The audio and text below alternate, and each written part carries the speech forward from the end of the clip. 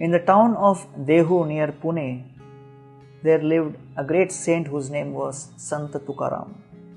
He wrote beautiful compositions which are known as Abhangas, which literally means that which cannot be destroyed.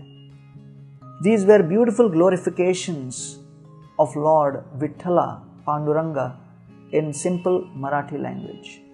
But the local priests became envious of the rising popularity of Tukaram Maharaj. And so they would blaspheme him, scream at him, criticize him, and challenge him that how can such an uneducated person who is totally unqualified to understand any of the rituals even write these kind of books.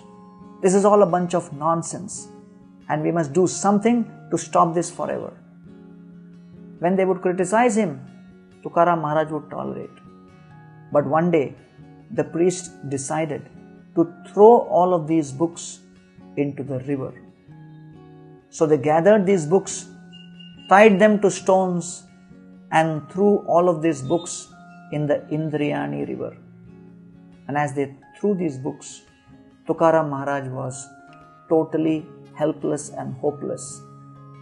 And with great fervent desire, he started praying to Lord Vithala that, my dear Lord, all I have done is try to glorify you in these literatures. Through my words, I have tried to express my devotion. Now it is up to you. These people are trying to destroy these books and these words, but you have a choice that you can make the name of these literatures come true. This literature is called Abhanga, which means that which cannot be destroyed. Tukaram Maharaj waited at the bank of the river, giving up eating, drinking, sleeping.